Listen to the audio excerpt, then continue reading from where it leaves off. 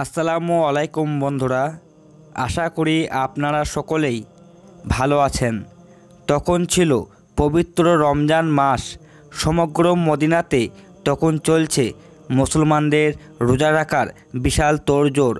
আল্লাহর মনোনীত বিধান অনুপাতে আজ হজরত আলী রাদে আনহু, ওনার স্ত্রী হজরত ফাতেমা রাদে আনহা এবং হজরত হাসান এবং হোসেন রাদে আনহু পর্যন্ত রোজা রেখেছেন। সারা দিন নানান ধরনের ব্যস্ততায় ওনাদের দিন অতিবাহিত হয়ে গেল। যখন বিকেল গড়িয়ে সূর্যাস্ত হওয়ার উপক্রম হলো, তখন হজরত ফাতেমা রাদিয়াতুল্লাহ আনহা ঘরে গেলেন এবং যত আটা মজুদ ছিল তা দিয়ে তিনি 4টি রুটি তৈরি করলেন এবং একটি হজরত আলী রাদে আনহুকে প্রদান করলেন এবং অপর দুটি ওনার ছেলে হাসান এবং হোসেন রাদে আনহুকে প্রদান করলেন, আর অপর একটি রুটি তিনি নিজের জন্য রেখে দিলেন। যখন মসজিদে হজরত বিলাল রাদে আনহু সুমধুর কণ্ঠে আজান দিলেন, তখন হজরত আলী রাদে আনহু পরিবারের সকলকে নিয়েই নিজেদের বঞ্চিত রুটি দিয়ে ইফতার শুরু করলেন।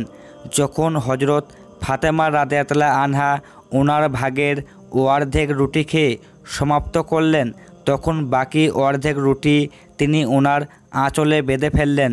এই দৃশ্য দেখে হজরত আলী রাদে আনহু ওনার স্ত্রীকে উদ্দেশ্য করে বললেন, তুমি তো মাত্র অর্ধেক রুটি খেলে, তোমার কি কোনো ক্ষুধা নেই? হজরত হাসান এবং হোসেন রাদে আনহু এই দৃশ্য দেখে ওনারাও তাদের মাকে একই প্রশ্ন করলেন। তখন জবাবে হজরত ফাতেমা রাদিয়াতুল্লাহ আনহা বললেন, যখন আমি রুটি খাচ্ছিলাম তখন হঠাৎ করে আমার আব্বাজানের কথা মনে পড়ে গেল। যদিও এখানে আমরা বসে বসে ইফতার করছি, এমনও তো হতে পারে যে অন্যদিকে আমার আব্বাজান না খেয়ে আছেন। একটা মেয়ে তার আব্বাজানকে অভুক্ত রেখে কিভাবে পেট ভরে খেতে পারে? এই কথা বলে হজরত ফাতেমা রাদিয়াতুল্লাহ আনহা আমাদের নবী করিম সাল্লাল্লাহু আলাইহি সাল্লামের ঘরের উদ্দেশ্যে রওনা দিলেন। যখন তিনি নিজের ঘরে এসে পৌঁছালেন, তখন তিনি দেখতে পেলেন যে হজরত নবী করিম সাল্লাল্লাহু আলাইহি সাল্লাম মাগরিবের নামাজ পড়তে ইতিমধ্যেই মসজিদে চলে গিয়েছেন। তিনি তখন ওনার ঘরের দরজার সামনে দাঁড়িয়ে দাঁড়িয়ে অপেক্ষা করতে লাগলেন।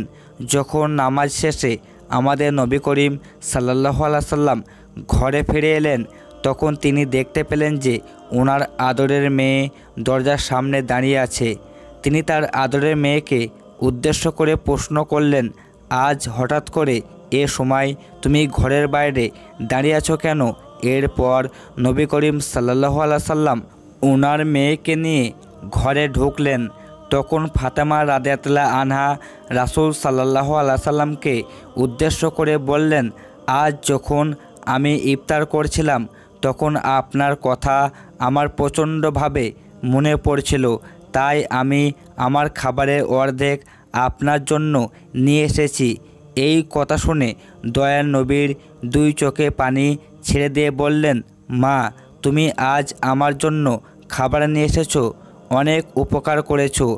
আজ যদি তুমি আমার জন্য খাবার না নিয়ে আসতে, তাহলে হয়তো আজ চতুর্থ দিনের মতো আমাকে অভুক্ত অবস্থায় থাকতে হতো।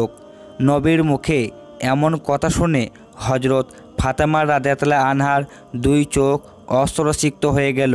তিনি ওনার আঁচল থেকে সেই রুটির অর্ধেক টুকরো বের করে আর ছিঁড়ে ছিঁড়ে আমাদের নবীকে খাওয়াতে লাগলেন এবং অশ্রুসিক্ত কণ্ঠে তিনি আমাদের নবীকে বললেন, আব্বাজান, আজ হয়তো আমার বদলতে আপনি কিছু খেতে পেয়েছেন, কিন্তু কাল কী হবে? কালকে আপনি খাবার জন্য কিছু পাবেন, আর আমাদেরই বা কী হবে? আমরা তো এটাও জানি না যে কাল আমরা কিছু খাবার পাবো কি না। এই কথা শুনে আমাদের নবী ওনার আদরের মেয়েকে উদ্দেশ্য করে বললেন, মা, বেশি বেশি ধৈর্য ধারণ করো, কারণ আমাদের এই ধৈর্যের কারণে আল্লাহ পাক আমার দুর্বল উম্মতের গুনাহ সম্মুখে ক্ষমা করে দেবেন। প্রিয় বন্ধুরা, এই ছিল ওনার আদরের উম্মতের বাঁচানোর জন্য আমাদের প্রিয় নবীর প্রচেষ্টা। উনি 3 দিন ধরে না খেয়ে আছেন, কিন্তু তিনি বিন্দু পরিমাণ কষ্ট পাননি। তিনি চেয়েছেন ওনার কষ্টের কারণে যাতে করে আমাদের গুনাহসমূহকে ক্ষমা করে দেওয়া হয়। ওনারা ইফতার করার সময় যথাসামান্য খাবার খেয়েছেন।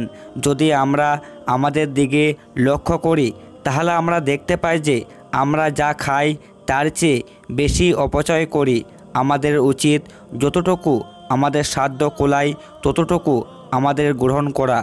আরও ভালো হয় ক্ষুধার্তকে আমাদের খাবারের সঙ্গী বানিয়ে নেওয়া। তো বন্ধুরা, আজ তাহলে এই পর্যন্তই। আপনারা ভালো থাকবেন, সুস্থ থাকবেন। আল্লাহ হাফেজ।